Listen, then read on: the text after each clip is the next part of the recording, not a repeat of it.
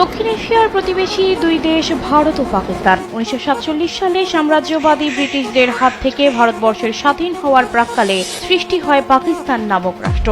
স্বাধীন রাষ্ট্র হিসেবে আত্মপ্রকাশের পর থেকে চলছে দেশ দুটির মধ্যে বৈরিতা। বহির্বিশ্বে তারা পেয়েছে চিরশত্রুর তকমাও।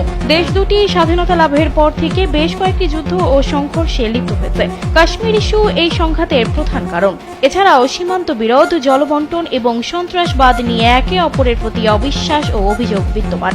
সম্প্রতি পহেলগাঁওয়ে জঙ্গি হামলার পর দুদেশের মধ্যে উত্তেজনা আরও বেড়েছে। স্যান্ডেলিনা সো, রূপচর্চায় আভিজাত্য। সবচেয়ে বড় কথা হলো ভারত পাকিস্তান দুই দেশই পারমাণবিক অস্ত্রধারী। গ্লোবাল ফায়ার পাওয়ারের হিসেবে পাকিস্তানের কাছে আছে 170টি পারমাণবিক অস্ত্র, আর ভারতের আছে 172টি। ভারতীয় সামরিক বাহিনী রয়েছে 14,55,000 সৈন্য, রিজার্ভ সৈন্য সংখ্যা আরো 11,55,000। অন্যদিকে পাকিস্তানে রয়েছে 9,35,800 সৈন্য, রিজার্ভ সেনা 2,82,000। গ্লোবাল ফায়ার পাওয়ারের 2025 সালের রিপোর্ট অনুযায়ী সামরিক শক্তির নিরিখে বিশ্বের চতুর্থ দেশ ভারত, আর পাকিস্তান আছে 12 নম্বরে। ভারতের ট্যাঙ্ক রয়েছে 4,201টি, আর পাকিস্তানে রয়েছে 2,627টি।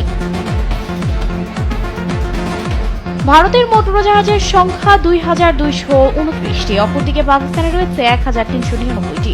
এর মধ্যে ভারতের যুদ্ধজাহাজ 513টি এবং পাকিস্তানের 328টি। ভারতের হেলিকপ্টার রয়েছে 899টি, অপরদিকে পাকিস্তানের রয়েছে 373টি। অ্যাটাক হেলিকপ্টার রয়েছে ভারতের 80টি, পাকিস্তানের 57টি।